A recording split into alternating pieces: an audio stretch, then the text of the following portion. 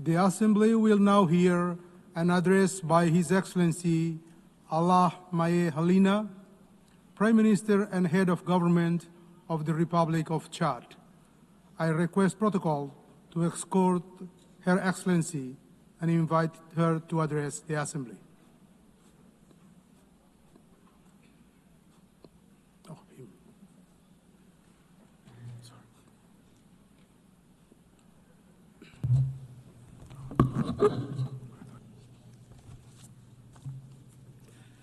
Madame la Présidente, Madam President of the General Assembly, ladies and gentlemen, heads of state and government, Secretary General of the United Nations.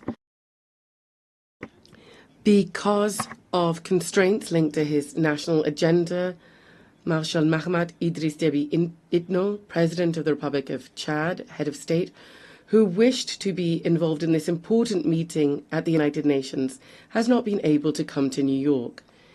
He would like to convey his sincere regret for not being here and has conferred upon me the task of delivering his message, which reaffirms Chad's commitment to the principles of multilateralism and the sovereignty of peoples. It is therefore for me a great honor to deliver to this august assembly the message of the President of the Republic of Chad, head of state, and I quote, Madam President of the General Assembly, ladies and gentlemen, heads of state and government, Secretary General of the United Nations, I would like at the outset to honor God, the all-powerful force of wisdom and strength that enabled us to come here together in a spirit of dialogue to look at the challenges of our time and of our world, primarily the questions of development, but also international peace and security. I would like to convey our congratulations to Madam Annalena Baerbock, President of the 80th session of the General Assembly, on her election, and assure her of the full support of my country in carrying out her mandate. By the same token, I would like to express our sincere thanks to Ambassador Philemon Yang, outgoing President, for his outstanding leadership of the previous session. Thus, I would also like to express our sincere appreciation and our full support to Secretary General Mr. Antonio Guterres for his unfailing efforts to fly the flag of multilateralism high, embodied by the UN, whose mission and even raison d'etre is currently being tried by numerous challenges that are constantly affecting our common bedrock of humanity. Madam President, Your Excellencies, ladies and gentlemen, I am speaking to you before this august assembly with the great weight of history and the force of a sincere conviction. The United Nations, 80 years after it was born, in the pain, so to speak, of wars, must come to life once again in the truth of our hopes. Better Together, 80 years for peace, development and human rights is more than just a celebration. It is something that strikes us, an invitation to re-examine the role, the relevance and the political and moral legitimacy of our shared organization. It would be wrong to deny the historic merit of the UN. The UN has contributed to preserving global peace. It has helped decolonization. It has fostered human rights and provides a multilateral cooperation framework. Nonetheless, we need to underscore that 80 years after it was established, the UN is still far from having accomplished the aims that were conferred upon it by the Charter. Despite undeniable progress that I have mentioned, we have to note that the UN has never disappointed as much as it is today, in particular because of its inability to stop bloody conflicts that continue to prevail in several areas of the world, in Africa, in Asia, in South America. There is increasing defiance because too often major decisions taken by this organization seem to serve the interests of some great powers to the detriment of the aspirations of the countries of the South, because the Security Council remains a very fixed structure, a legacy of the post-war period, where Africa the cradle of a fifth of humanity remains excluded for all major representation, because sanction and intervention mechanisms are often selective, and indignation seems to be conditioned on where it's happening geographically. We need to be bold enough to say here, peacekeeping missions of the UN have often failed in their promises and in their duty, be this in Haiti, in the CAR, in the Democratic Republic of Congo, or in Mali. The Blue Helmets, in certain cases, have been accused of inaction and even behavior that runs counter to the very principles of the organization that they represent. How can we understand that instead of protecting, some have been complicit in violations? How can we explain that after being there for decades, conflicts still persist and in some cases are worsening? These failures, often tragic, erode the legitimacy of the UN on the ground and in people's hearts. It is crucial for peacekeeping operations to be reformed very deeply and evaluated in a transparent way, refocused on their fundamental mission to protect civilians. Madam President, ladies and gentlemen, for more than 7 decades, the world is witness powerless to a human and political tragedy. I'm talking to you about the Israeli-Palestinian conflict, the current situation in Gaza with indiscriminate bombing, thousands of civilian deaths, and the systematic destruction of vital infrastructure is a collective failure of the international community. We're not just talking about a conflict anymore. We're talking about a humanitarian scandal and an unprecedented moral challenge. The latent war between Israel and Iran, regional tensions, and the inability of the UN to bring a lasting solution undermines not only stability in the Middle East, but peace throughout the entire world. As long as justice has not triumphed in Jerusalem and Gaza, there will be no clear, people's consciences will not be clear here in New York. As long as international law is flouted in Palestine, it will be weakened elsewhere. We are calling this year, as we do every decade, for the effective recognition of the Palestinian state in the 1967 borders, the immediate end to illegal settlement, and a political solution that guarantees the coexistence of 2 viable, free and secure states. To this end, my country welcomes the adoption by a broad majority of the New York Declaration on Palestine, dated the 12th of September 2025. This is a historic step forward and a major step in the quest for a just, comprehensive and lasting peace in the Middle East. Our collective duty from now on is to transform this strong declaration into specific acts and to turn the hope of the Palestinian people into a reality. Madam President, ladies and gentlemen, in the area of development, the UN is struggling to make the collective step forward that is needed to ensure the implementation of international agendas, and primarily the 2030 Agenda. 5 years from the fateful deadline, we are going to have to mobilize annually more than $4,000 billion to meet the development financing deficit in poor countries. To this end, the civil commitment is, there is no doubt, our last chance to move from words to action to speed up the implementation of the SDGs. Madam President, ladies and gentlemen, whether we're talking about peace or international security or development or climate action, the future of multilateralism, to which we're all committed, is really at stake here. For this, we need unfailing commitment, relentless determination, and more solidarity-based collective action and robust action to implement the common goals that we've established, such as the 2030 Agenda, the civil commitment, the Paris Agreement, the Pact for the Future, or the Doha Plan of Action for LDCs, the Antigua and Barbuda Plan of Action for small island developing states, and the Awaza Plan of Action for landlocked developing countries. Yes, the success of the UN will be judged in the light of our collective ability to help vulnerable countries such as African countries and countries in special situations, their ability to meet the challenges to ensure that no person be left behind.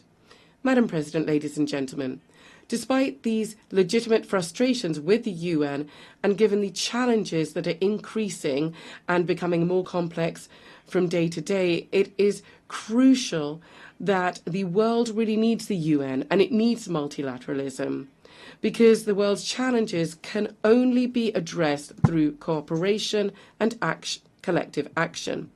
The aspirations of the peoples of the world for a peaceful life, a healthy planet, and equal opportunities, access to well-being and prosperity, all whilst human rights are upheld, are valid, as are everybody's right to live in a just, fair, and safe society.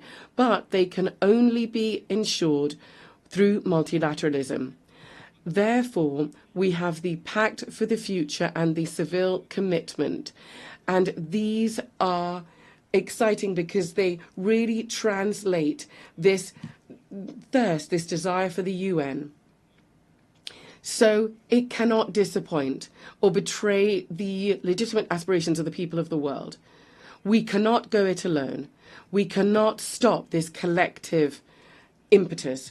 Of course, we're fully aware of the troubles that are there in the world because of the increase in unilateral actions and geopolitical tensions. But development aid here is seeing drastic cuts that are having a significant impact on the most vulnerable countries and communities and are really hitting at the heart of the operations of the entire UN system. UN entities and agencies have had to cut off vital services that were benefiting the most vulnerable in the most fragile of countries, refugees, women, children, AIDS sufferers. Just overnight have been found cut off from treatment and healthcare, and therefore their lives are now in danger. It is crucial to preserve what has been achieved in carrying out the reform of the UN very painstakingly, because a fatal blow must not be brought to the UN, because it must carry out its most noble task to assist the most vulnerable.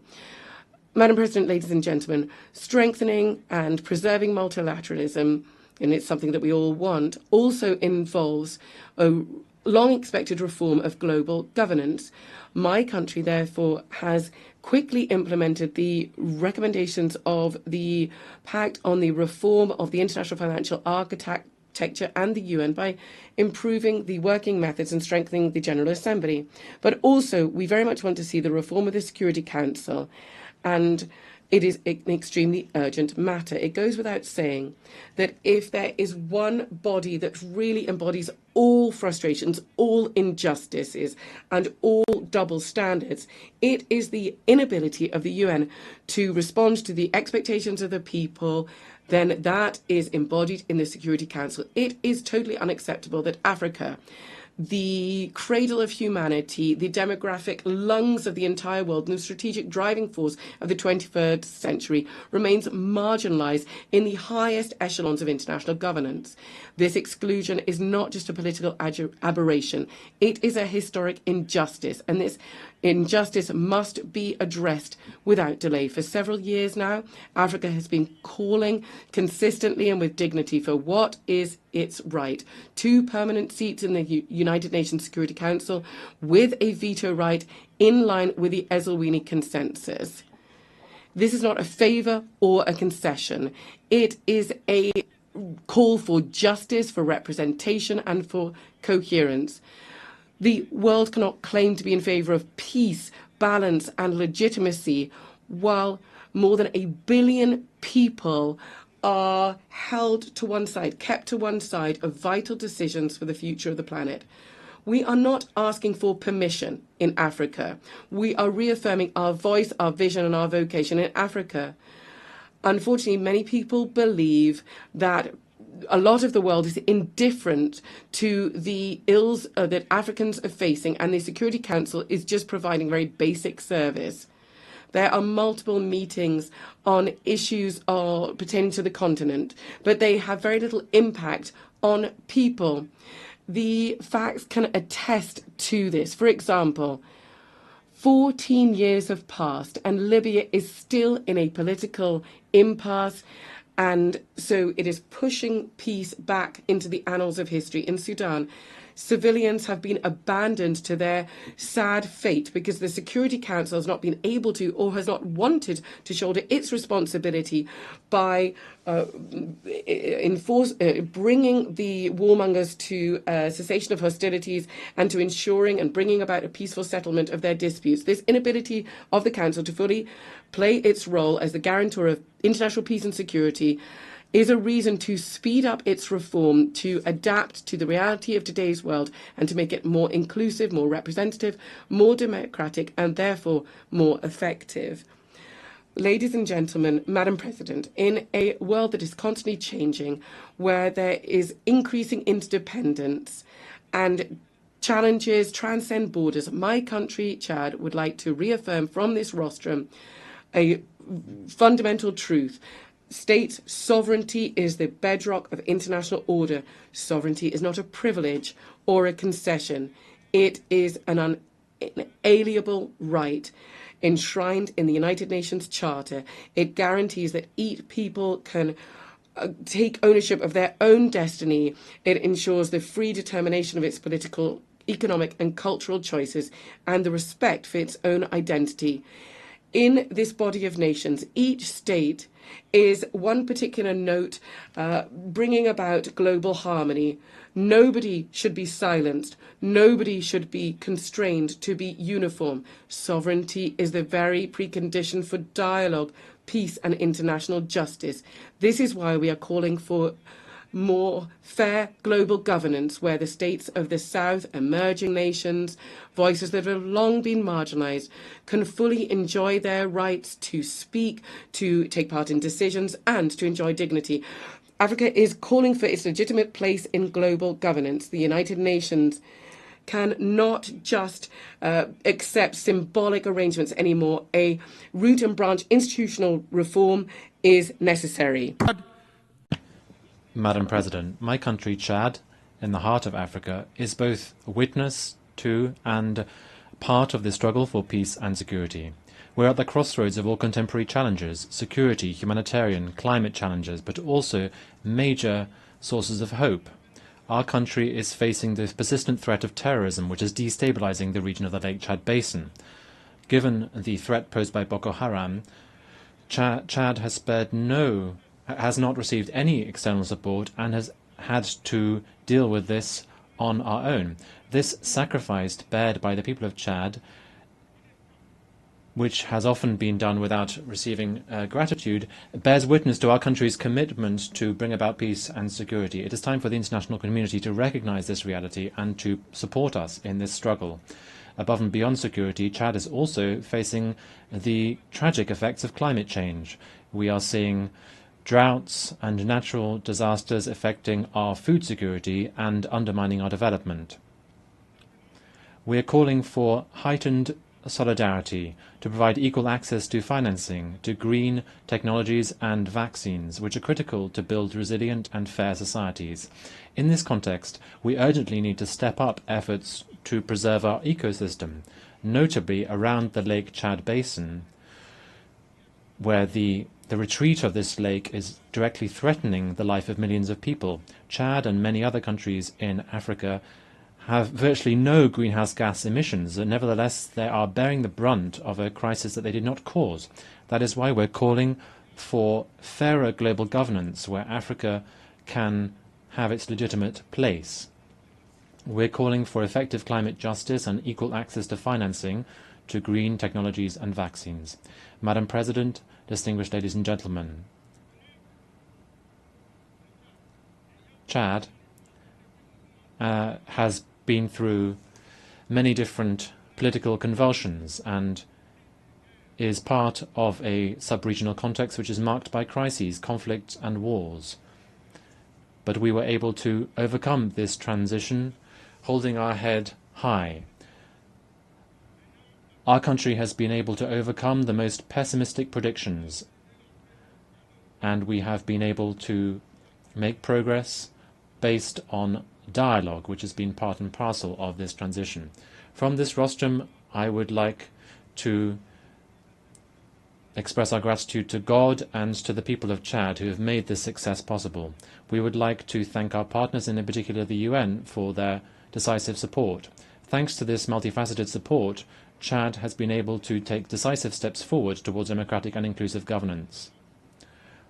I'm certain that my compatriots will continue with this momentum and that we'll be able to overcome the remaining challenges. And in so doing, we will continue dialogue and national reconciliation to bring about peace and national unity, to defend our territory, and to overcome the challenge of achieving socio-economic development. All of these measures are part and parcel of the political program which led to my election in May of 2024. It is in this context that the government has just adopted the new National Development Plan for 2025-2030, which is the Chad Connection 2030. This focuses on 4 key domains, and it aims to carry out significant changes in our economy and in our society. In order to realize this ambitious program, Chad is intending to mobilize $30 billion US, of which 46% are expected to come from the private sector. I'd like to take this opportunity to invite all our partners to the roundtable for the mobilization of resources, which is scheduled for the 7th and 8th of November in Abu Dhabi in the UAE. As concerns the situation in Sudan, we'd like to express our deep concern about the war which is devastating that country and which is affecting the entire region with incalculable humanitarian, socio-economic, environmental and security consequences. When it comes to the humanitarian domain, for instance, the situation to the east of Chad is deeply alarming. Ladies and gentlemen, the impact of this crisis on people is also significant. We are seeing that the number of refugees from Sudan into Chad is more than 2 million, of whom 1.5 million have arrived since the 15th of April 2023. In the east, the west and the south, refugees, notably from Sudan, Nigeria and Cameroon, have been coming in significant numbers. We have a sense of humanitarian duty, and we will continue to open our doors to welcome our brothers and sisters, notably from Sudan. But we cannot bear this significant burden for humanitarian assistance alone, and that is why I call upon the international community to help these people and to help Chad to overcome this challenge with support. In the military domain, the continuation of hostilities in Sudan will only extend the suffering of civilians from Sudan and exacerbate the humanitarian situation in combat areas and also in neighboring countries such as Chad, who continue to see the further influx of refugees. Chad regrets the fact that the numerous appeals for a ceasefire have not been heard, and we urge the parties immediately to cease hostilities, to facilitate humanitarian access, and to engage once again in political dialogue.